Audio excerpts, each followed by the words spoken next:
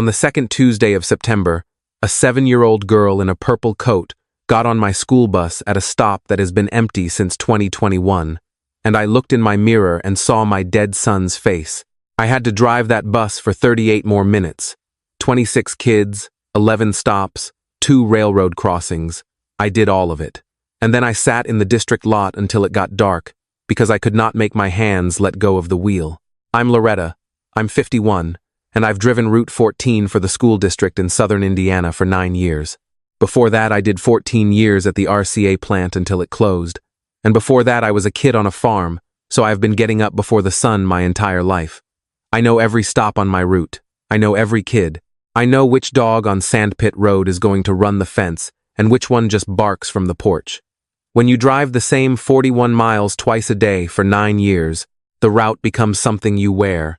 The stop at the corner of County Road 550 and Persimmon is stop 6. There was a family there, the Wallaces, and they moved to Evansville in 2021, and since then, stop 6 has been a slow down and roll through.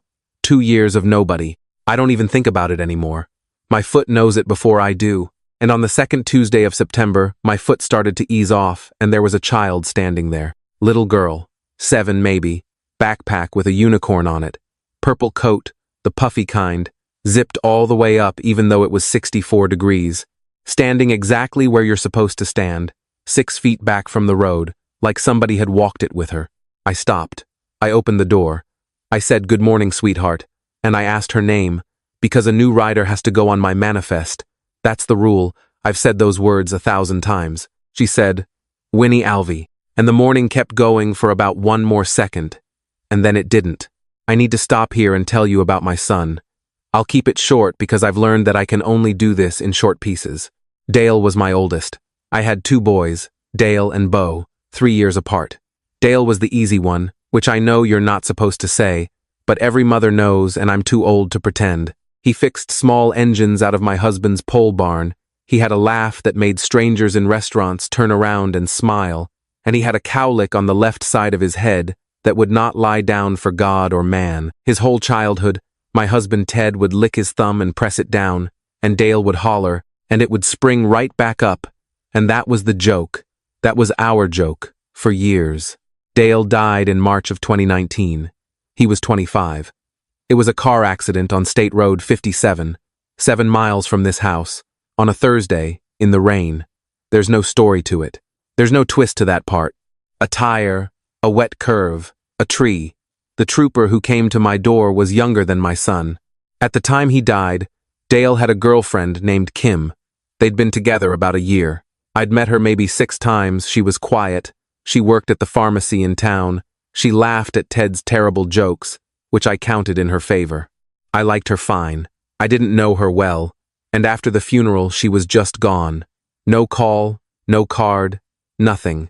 Left town entirely, I heard. And I'll be honest with you about what I thought, because this whole story is me being honest about things I'd rather not be. I thought, well, she was young, it was only a year, people run from grief. I thought about her maybe 4 times in 6 years. I had my own hole to fall into. So now it's September, 6 years later, and there is a 7-year-old girl on my bus who just told me her last name is Alvey, which was Kim's last name, and I am looking at her in my mirror. And she has Dale's face. I don't mean she resembled him. I mean she has his eyes, which are this odd gray-green that came from my mother and skipped me completely. She has his ears that stick out just enough. And on the left side of her head, standing straight up, not lying down for God or man, is the cowlick. I drove 38 more minutes. I want you to understand what that was. 26 children singing and fighting and dropping things. 2 railroad crossings where you stop and open the door and listen. A left turn onto the highway that I do not remember making. Every time I checked my mirrors, which is constantly, because that's the job, she was there. 3rd seat back, driver's side, looking out the window. My son's face, looking out the window of my bus, at cornfields. I got her to school. I watched her walk in with her unicorn backpack. Then I did my whole day, because there's no sub on a Tuesday, and I did the afternoon run, and she got off at stop 6, and a woman was waiting for her at the end of the lane, too far away to see clearly, and the little girl ran to her. And then I drove the bus back to the district lot, and I parked it, and I sat there until the security lights came on. Here's what I did that night, and I want to be honest that I already knew. You can tell me I didn't know, that I couldn't have known, and you'd be right on paper. But I sat at my kitchen table that night, and I wrote the name Winnie Alvey on the back of an envelope, and my hand was steady, and inside I was not asking a question. I was confirming an answer. Kim Alvey, the pharmacy, left after the funeral. 6 years, a 7-year-old. March of 2019 to September of this year. You count the months. I counted them about 40 times. My son died not knowing, or my son died knowing, and either one of those had been true for 6 years while I drove a bus past that empty stop twice a day. Now I have to tell you about Bo, and this is the part where I need you to be a little bit gentle, and also the part where I understand if you can't be. Bo is my younger boy. He's 30 now. He was 24 when Dale died, and he did not handle it. And I don't say that as a criticism because none of us handled it. Ted didn't speak more than 10 sentences a day for a year, and I went back to driving after 11 days because sitting in that house was going to kill me. But Bo turned it into a job. He became the manager of the grief. He screened calls. He handled the insurance man. He stood at the funeral home door like a bouncer. At 24. And we let him because it was the only thing keeping him upright, and because honestly it was a relief to have somebody standing between us and the world. Remember that. Bo stood between us and the world. That's the whole story, right there, if I'd known how to read it. So, September. I did not go knock on any doors. I want that understood. I did not drive to that house at the end of the lane, even though I sat in my car at the end of that county road twice like a lunatic and made myself leave. Because here's the thing. If that little girl was what I thought she was, then her mother had spent 6 years hiding from us, and there had to be a reason, and I was afraid of the reason. When somebody hides from you for 6 years, the question isn't, where have you been? The question is, what did we do? Instead, I did something smaller. On the Friday of that week, when Winnie got on at stop 6, I said good morning, and then I said, that's a good spot to stand. Who taught you that? And she said, my mom. She said the bus driver is the safest person on the road. The bus driver is the safest person on the road. I gotta tell you, that sentence took me apart, and I didn't know why yet. I chewed on it for days, because that's a strange, specific thing to teach a kid. That's not stranger danger talk. That's somebody who thinks about bus drivers. And then, in the second week, Winnie was doing a folder thing kids do, showing the girl next to her something, and when she got off, I found a paper on the seat. A family tree. Second grade does it every fall. I've been hauling family trees around this county for 9 years. Crayon. A trunk, branches, apples with names in them. Mom, Kim. There was no dad apple. There was a space where the teacher's template had one, and it was empty, and something was erased there. You could see the eraser marks. 7 years old and she'd erased something. And up in the corner, in the grandparent apples, in careful 7-year-old letters it said, Grandma Retta. Retta. Nobody has called me Retta in 6 years. Dale called me Retta. It started as a joke when he was 16 and it stuck. He'd come through the kitchen door hollering Retta, what's for dinner? And it made his father laugh every single time. Bo never called me that. Ted never called me that. That name went in the ground with my son in March of 2019. And here it was in crayon on my bus, in the grandma apple. On a family tree drawn by a child I had never spoken more than 10 sentences to. Her mother had told her about me. This little girl knew who I was. She had been riding my bus for 2 weeks, knowing exactly who was driving it. Taught to stand 6 feet back. Taught that the bus driver is the safest person on the road. And she had never said one word, because I would bet my house her mother told her not to yet. They knew me. I didn't know them. Somebody had arranged the world that way on purpose. I sat in my kitchen that night, with that family tree flat on the table. I photographed it and put it back on the seat the next morning. I'm not a monster, and I stopped being sad. I want to mark that moment for you because everything after it happens because of it. I had been sad for 2 weeks, and sad for 6 years before that. And that night, looking at the word Retta in crayon, I stopped being sad, and I got orderly. 14 years on a factory floor and 9 on a bus route teaches you one thing above everything. When something's wrong, you check the system, not the people. People lie, logs don't. So I started checking logs. The first log was the church directory, which sounds like nothing, but our church prints a directory every year, and Kim's mother, Donna Alvey, was in the 2018 one. I remembered her vaguely, and she was in the current one too. Same address. Rural route, this county. Which meant Kim's people never left. Which meant when Kim ran in 2019, she ran from us, specifically, not from this place. The second thing wasn't a log. It was my son Beau's face. Fourth Sunday of September, family dinner, which we do every month at my table, me and Ted's empty chair and Beau and his wife Ashley, and I said it out loud, casual as I could make it, which was not very. I've got a new rider on my route. Little girl at the old Wallace stop. Cute as a button. Alvey, the name is. I was watching Beau when I said it. I was watching him on purpose, and I'm ashamed of that, and I do it again. My son did not say, Alvey, like Kim. My son did not say, huh, they're back. My son, who managed our grief like a security detail, who has an opinion on everything down to how I load a dishwasher, looked at his plate and said, huh, and reached for the green beans. Ashley looked at him. That's the other thing I saw. His wife looked at the side of his head, fast, like something had a loose wire in it. He knew. I drove home from my own dinner table. I sat there while everyone else ate. And inside, I drove somewhere far away, and I thought, Beau already knows they're back. And he was never going to tell me. It took me 2 more weeks to get the rest, and I got it the hard way. And the hard way was Ashley. She came to my house on a Wednesday morning in October when Beau was at work. She stood on my porch, and she cried before she got one word out, and then she sat at my kitchen table, at Dale's old spot, which I don't think she knew, and she told me what her husband told her 3 years ago after too many beers at a wedding, and what he made her swear to keep. At my son Dale's funeral, in the spring of 2019, Kim Alvey came to my son Beau, 23 years old, 3 months pregnant, her boyfriend 11 days dead, and she came to Dale's brother, in the funeral home parking lot, because she was scared and she didn't know how to tell the grieving mother inside, and she thought the brother was the safe first step.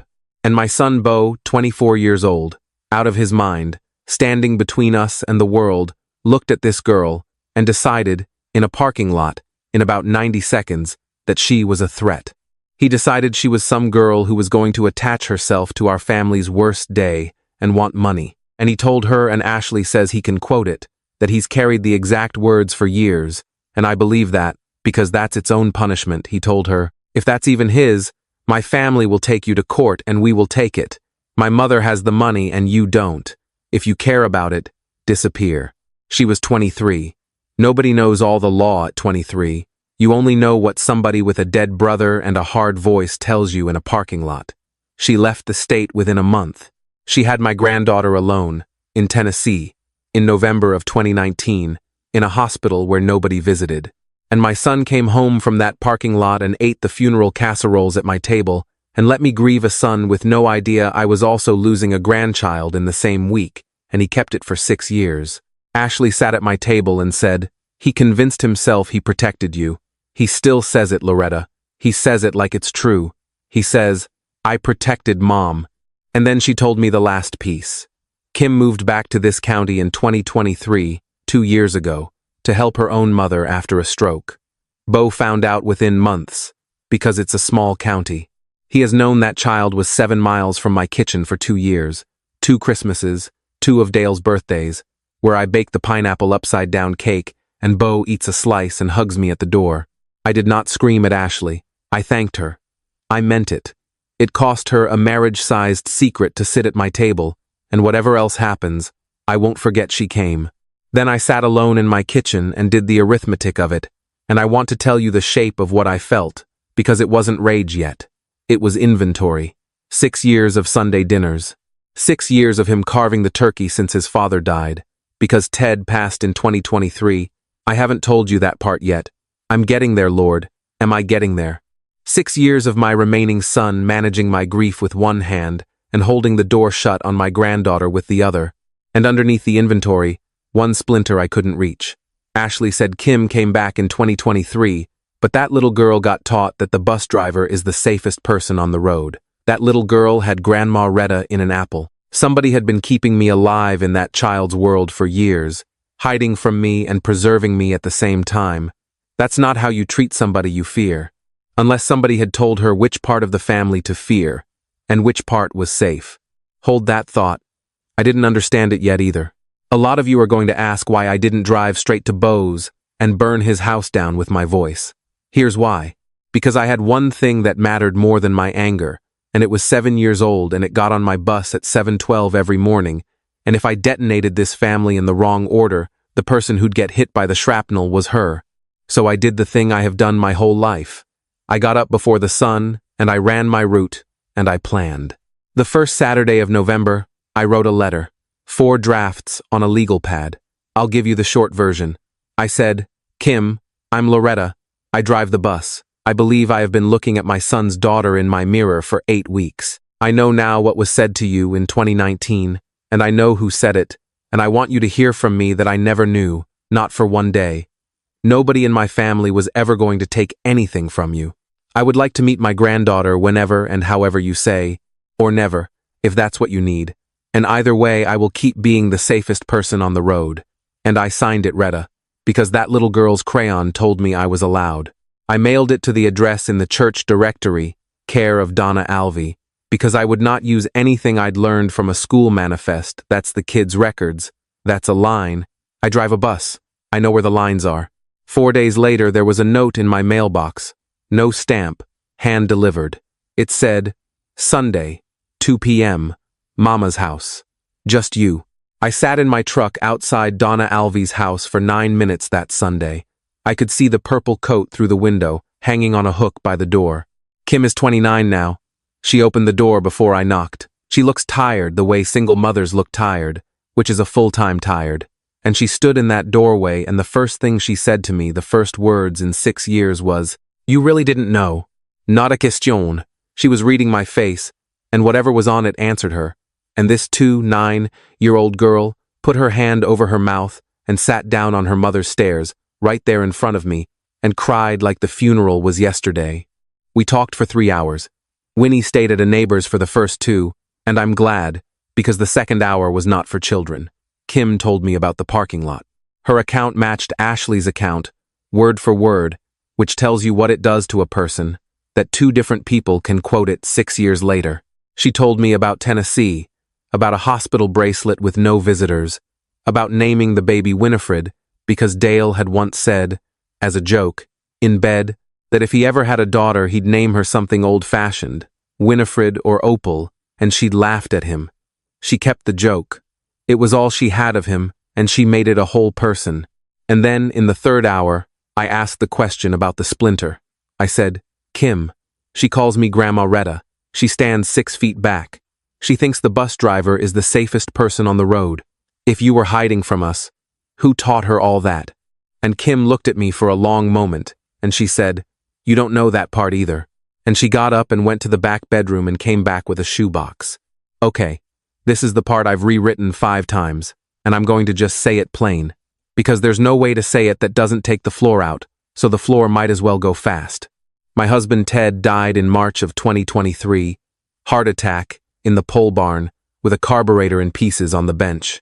30 years married. And I have not told you the whole truth about my last 2 years, so here it is now. 8 months after Ted died, I finally sat down with the pension statements and the bank records, because I'd been avoiding it, the way you avoid a dead man's paperwork. And I found a payment, $400, on the 3rd of every month, going back to April of 2021, same amount, every month, to an account I didn't know, with a memo that just said, K.A., 23 months of it before he died, $9,200. K.A. I'm going to tell you what I concluded, alone, at that table, in November of 2023, and I'm going to tell you even though it shames me. I concluded my husband had somebody, a woman, $400 a month, quiet, steady, hidden. What else does that look like? At that kitchen table, at midnight, 8 months into widowhood, I sat there and I relived 30 years of marriage looking for her. Every fishing weekend. Every errand that ran long. I grieved my husband twice, once when he died, and once at that table, when I decided the man I'd buried wasn't the man I'd married. And I never said it out loud, Not to Bo, not to my sister, not to my pastor. For 2 years I have carried a betrayal that I invented, alone, because I would not shame a dead man without proof, and the proof never came, and so it just lived in me. 2 years of visiting his grave with half a heart. Kim put the shoebox on the table and took out a stack of envelopes, and the handwriting on them was Ted's that blocky mechanic's print I have read on parts orders and birthday cards since I was 19 years old.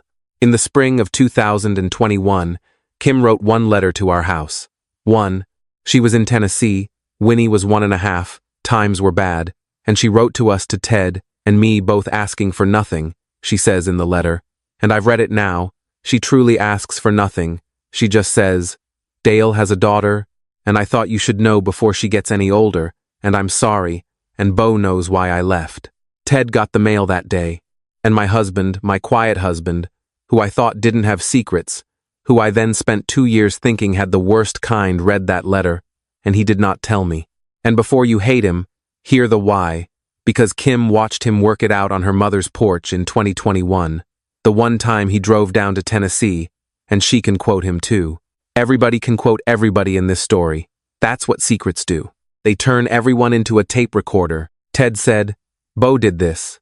If I tell Loretta, she doesn't just get a granddaughter, she loses her last living son the same day. She's got one boy left, and I'm not going to be the one who takes him. So I'll fix what I can fix, and I'll figure out the rest, and God help me figure it out soon. And then my husband started sending $400 a month out of his pension to K.A. Kim Alvey. He sent it every month for 23 months. He drove to Tennessee twice that I now know of, a fishing trip and a parts run that ran 2 days long, and yes, I had recounted both of those at my kitchen table in 2023 as evidence of a woman, and I was right. There was a woman, she was 1.5, and then she was 3, and my husband held her, and there is a photograph in that shoebox of Ted, with Winnie on his knee in front of Donna Alvey's mother's porch in Tennessee, and the cowlick is standing straight up on both of their heads because it turns out it was Ted's cowlick first, and I never knew that either, because he'd gone gray and cut it short by the time I met him. He was the one who taught Winnie about bus drivers, Kim told me. On the porch, with the baby on his knee, he said, her grandma drives a school bus. That's the safest person on the whole road. One of these days, Winnie girl, you're going to ride her bus. He was going to tell me. Kim says he told her, the last time they spoke on the phone, in early 2023, that he was going to sit Bo down first, man to man, and give him one chance to come to me himself, and then it was coming out no matter what. That call was in February. He died in March, in the pole barn, with it still inside him. The $400 stopped the month he died, because dead men's pensions stop, and Kim never wrote again, because the one letter she'd sent had gotten her a secret ally, and she was scared of what a second letter might get her. And in 2023, she moved back for her mother's stroke, and she waited 2 more years, and then this September she moved to the rental at the end of the lane on County Road 550, on my route, at Mistop, and she put her daughter in a purple coat and walked her out to stand 6 feet back. She put that child on my bus on purpose. She told me so, on her mother's stairs, crying. She said, I didn't have the courage to knock on your door, so I gave her to the safest person on the road, and I prayed.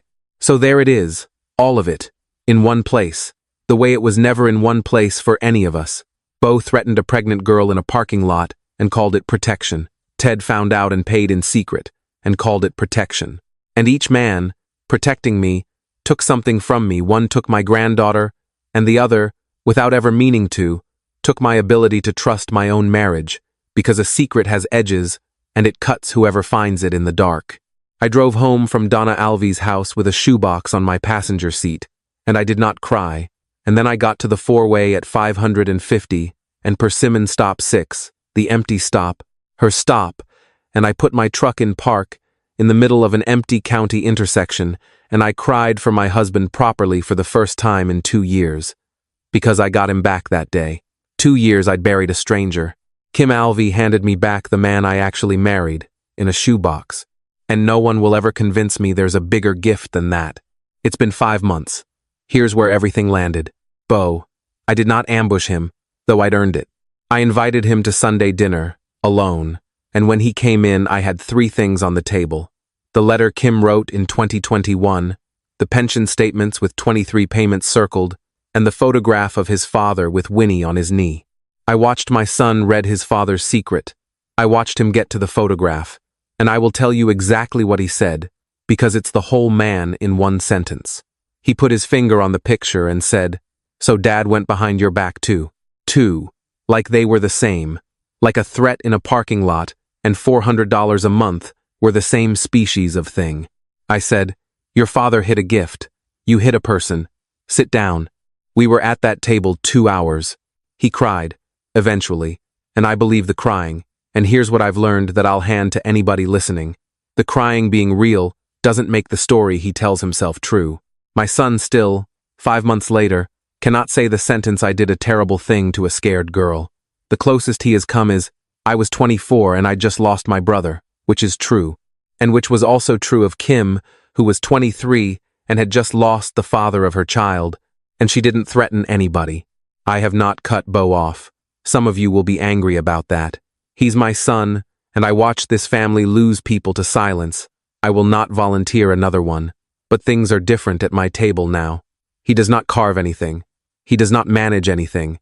And he knows, because I said it in words, that his standing in this family gets rebuilt one honest sentence at a time, starting with the ones he owes Kim, which, to his credit, and it's the only credit I can give him yet, he drove out and delivered in person in December.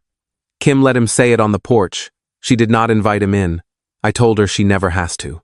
Ashley, for the record, is the reason any of this happened, and both women know each other now, and if my son ever loses that wife, it will be the second biggest mistake of his life. Winnie, my granddaughter, she still rides my bus, seat 3, driver's side, but now on Fridays, she rides it one stop past hers, to the end of the route turnaround, where her mother meets us, and the three of us get pancakes. The first time I had her at my house, she walked the whole downstairs like an inspector, and she stopped at Dale's picture on the hallway wall, and she looked at it a long time, and she said, "That's my dad. He has my hair that sticks up. He has my hair." Present tense, and she gave him the cowlick, not the other way around, and I had to go run the tap in the kitchen for a minute. She asked me why I'm called Retta. I told her a boy in that picture started it. She thinks that's an excellent reason for a name. And Ted, last month I took the photograph, the porch, the knee, the 2 cowlicks, and I had a copy framed, and I took it out to the cemetery, and I sat on the ground next to my husband like a crazy woman, and I showed it to him and I said, "You could have told me, you old fool. I'd have carried it with you." And then I told him he was forgiven, for the secret, because he was, and I asked him to forgive me. For the 2 years I believed the worst, and the wind didn't do anything special, and no cardinal landed on anything. It was just cold and ordinary, and I sat there anyway until my legs went numb, and it was the best visit I've had with him since he died. $9,200, that man sent. Shoes and formula, and a space heater one bad January, Kim says. She tried to give an accounting once, and I stopped her. It was never a debt. It was a grandfather. So that's it. That's all of it. Now judge it for me, because I genuinely cannot, and I've tried for 5 months. Was I wrong to keep Bo at my table? Half of you are going to say a man who threatens a pregnant 2-3-year-old at a funeral doesn't get Sunday dinner ever again, and some mornings I'm in that half. And Ted. My husband found out I had a granddaughter, and paid for her shoes in secret for 23 months, rather than risk me losing my last son. He was protecting me. He also let me live 2 years next to a lie, and then 2 more years alone inside a worse one I built myself. Was that love, or was that cowardice? Or is it possible, at my age, that I have to accept it was both at the same time? And the last one, Kim put her daughter on my bus and prayed, instead of knocking on my door. 6 years, and her whole plan in the end was a purple coat and a bus stop, and me. She says she gave Winnie to the safest person on the road. Tell me the truth. After everything you just heard about this family, was she right?